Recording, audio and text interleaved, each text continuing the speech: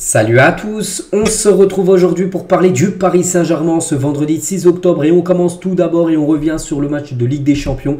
Et c'est que Newcastle les gars, depuis qu'ils ont gagné contre le PSG, ils ont beaucoup chambré les Parisiens, va pas falloir oublier ça les gars lors du match retour, faudra pas les louper par exemple. Tiens, j'espère que tu vas imprimer cette image dans le vestiaire et répondre au match retour en mentionnant Kylian Mbappé. Regardez par exemple un post Twitter de Newcastle, hein. Donc 2 joueurs sur cette photo marqués hier soir, donc les 2 joueurs de Newcastle et pas Mbappé.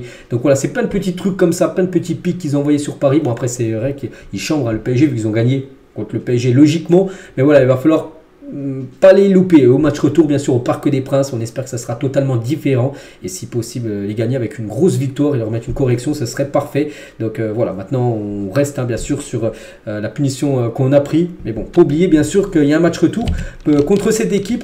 Et toujours tiens avec Mbappé, vu qu'on parlait de lui là juste avant, vu qu'il a été chambré par le compte Newcastle. Donc Mbappé a bien échangé son maillot avec Trippier, parce que le fils de Trippier les gars c'est un grand fan de Kylian Mbappé. Et du coup il lui a offert son maillot voilà, pour qu'il l'offre tout simplement à son fils.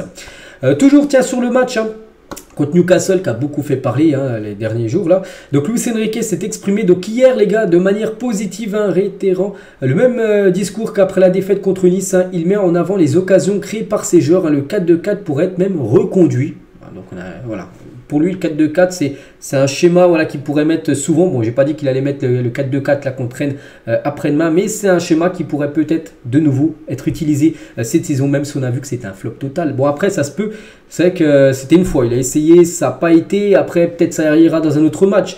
Mais voilà, il faut aussi, par rapport à l'adversaire, je pense utiliser ce 4-2-4 voilà, en Ligue des Champions, dans voilà, une équipe comme Newcastle, dans leur atmosphère. Je pense pas que c'était la bonne idée. Bon, après, il s'est trompé. Juste, moi, ce que je reproche, c'est de ne pas avoir changé dans le match, parce qu'on a tous vu que ça allait pas. Et au bout de 20-30 minutes de jeu, à la mi-temps, vraiment à la mi-temps, là, c'était sûr qu'il allait changer. Il n'a rien changé du tout.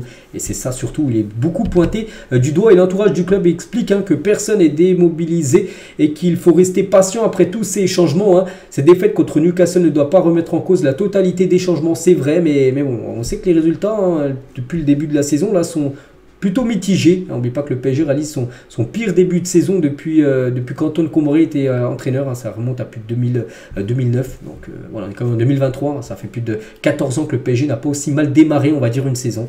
Bon, voilà, nous surtout on regarde les résultats. Les résultats pour l'instant sont très moyens. Et pour Luis Enrique, la défaite est avant tout liée à un manque d'efficacité offensive.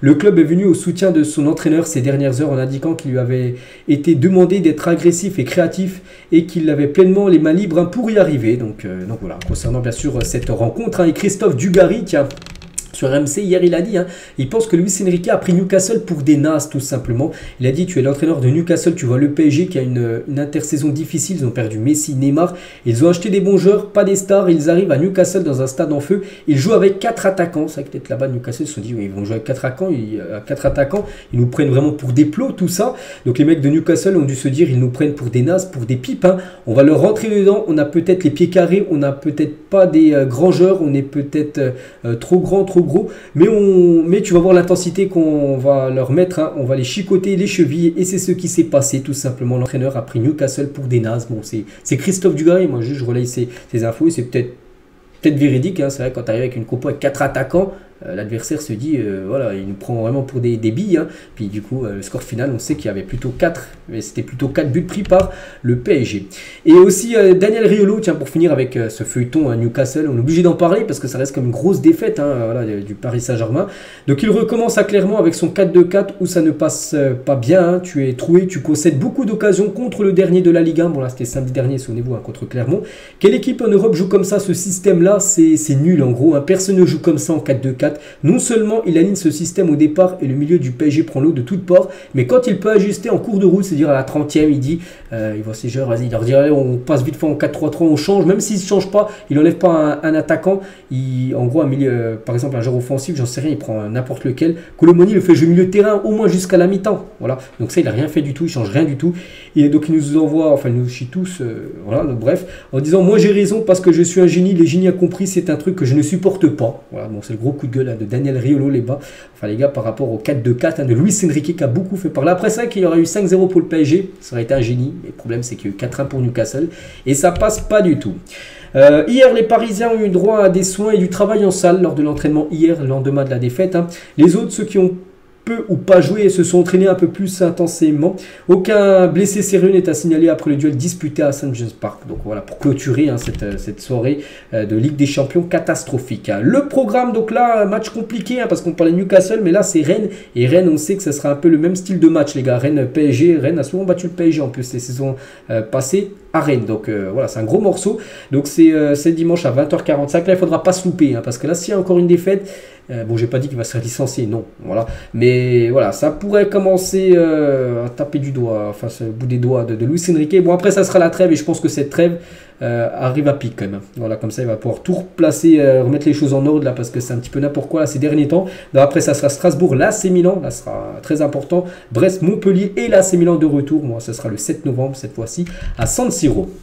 Et si le chinois manquant du PSG se nommait Marco Asensio, c'est vrai qu'Asensio est blessé. Et Asensio, j'aurais adoré le voir jouer contre l'équipe de Newcastle. Bon, j'ai pas dit qu'il aurait été là, que le PSG aurait gagné. Mais peut-être ça va changer quelque chose parce que quand on l'a vu jouer au poste de numéro 9, lui a été buteur. On se souvient de son but contre Lens.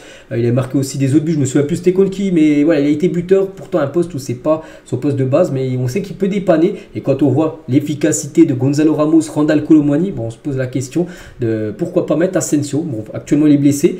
Mais il devrait revenir après la trêve. Et je pense qu'il pourra avoir un rôle très important Asensio. Parce que pour moi, ce que j'ai vu en début de saison, il a été très bon. Et quand on voit les derniers, là, enfin Dembélé, Kolo Muani, tout ça, Ramos, très mauvais, même Mbappé. Donc c'est pour ça qu'il aura une carte totalement à jouer, Marco Asensio. Communiqué officiel du Paris Saint-Germain, donc on ouvre ce communiqué. Donc le PSG déplore que la commission de discipline ait décidé d'appliquer une sanction extraordinaire contre le club en prononçant la fermeture de la tribune Auteuil pour 2 matchs, dont un avec sursis. Le club regrette que la commission ait fait le choix d'une mesure excessive et collective de nature à mettre à mal le travail de dialogue et de prévention engagé par le club avec les acteurs associatifs, institutionnels et les supporters. Conscient de l'importance du combat et des symboles, le club ne fera pas appel. Le club entend poursuivre le travail qu'il mène avec les acteurs engagés contre les discriminations pour faire évoluer les mentalités. C'est quoi tout simplement ce communiqué? C'est par rapport à la commission de discipline qui avait lieu hier, par rapport au chant insultant, vous souvenez-vous, après le Classico. Et du coup, on peut voir que la tribune Auteuil, la tribune derrière les buts, tout simplement, sera fermée pour un match. Donc voilà, le match sera contre Strasbourg. Voilà, contre Strasbourg le 21 octobre prochain. Elle sera fermée, cette tribune Auteuil. Un match ferme et un match avec sursis. Donc voilà. Concernant les joueurs, souvenez-vous, il y avait Hakimi, Kurzawa, Dembélé, Kolo Muani. Donc eux, ils écopent tous d'un match de suspension avec sursis. C'est-à-dire que c'est pas ferme. C'est-à-dire qu'ils seront présents, par exemple, pour le prochain match, mais avec sursis. C'est-à-dire que s'ils dérapent de nouveau, là, ils seront suspendus pour le prochain match. Donc voilà. C'est pour ça que le PSG a sorti un communiqué pour montrer son mécontentement, surtout par rapport à la fermeture de la tribune Auteuil. Les Parisiens, donc Mbappé, Dembélé, Randal Kolo Muani, Lucas Hernandez ont été appelés par le sélectionneur de l'équipe de France, Didier Deschamps, pour participer aux 2 prochains matchs des Bleus contre les Pays-Bas et contre Écosse. Donc voilà, 4 joueurs du PSG dans le groupe A. Donc félicitations bien sûr aux 4 là, même si on sait que Dembélé ou même Kolo Muani c'est très délicat ces derniers temps, même Mbappé les gars, bon, ils ont quand même été appelés par Didier Deschamps parce que Deschamps compte énormément sur ces 3 là. Et concernant l'équipe de France Espoir, 2 Parisiens, les gars. Donc Warren Zaïre et Bradley Barcola, eux, c'est mérité parce qu'ils ont été bons. Dernièrement, c'est totalement logique. Donc Warren Zaïre, en grande forme, peut-être le meilleur Parisien depuis le début de la saison. Et il y a aussi Barcola qui a fait une belle entrée. Bon, ça n'a pas été non plus un énorme rentrée en jeu, mais bon, il a fait bien mieux dans ce que j'ai pu voir par rapport à d'autres joueurs qui ont commencé titulaires lors du match contre Newcastle. Et Deschamps, sur la méforme de Mbappé, il a dit méforme, il n'est pas au mieux de sa forme. Bien évidemment, à l'image des résultats de son club, certainement. Kylian, avec tout ce qu'il est capable de faire, l'influence sur son équipe, ça a une grosse incidence. Et est-ce que sa période estivale où il n'a pas eu de préparation classique, il a dit je n'ai pas d'inquiétude sur Kylian, son envie, son état d'esprit de compétiteur, lui-même ne peut pas être satisfait de ce qu'il fait. Même quand il fait des choses bien, il a envie de faire mieux. Il y a encore des matchs ce week-end et les 2 matchs avec la France. Donc voilà, pour Deschamps, pas d'inquiétude bien sûr concernant Kylian Mbappé, c'est juste une période où là, il a un petit peu plus de mal. N'oubliez pas qu'il reste sur 3 matchs sans marquer. Et Deschamps, sur Warren Zaïre, aujourd'hui il est en capacité d'être potentiellement dans cette liste de l'équipe de France A. Il a été appelé avec les espoirs. S'il continue comme ça, forcément c'est un candidat sérieux pour avoir un rôle au milieu de terrain. On espère. Il le mériterait. J'en suis même, on parle pas d'âge, même s'il a 17 ans, pour moi il mérite quasiment d'être aux portes tout simplement de l'équipe de France A. Et on finit les gars cet épisode aujourd'hui avec les points cumulés rapportés par club au coefficient UEFA de la France depuis la saison 2019. Et c'est le PSG bien évidemment. Le PSG beaucoup critiqué par les autres équipes françaises, mais heureusement que Paris est là. là. Parce que le PSG, malgré la défaite contre Newcastle, le PSG a récupéré quand même 99 points, ce qui est énorme. Hein.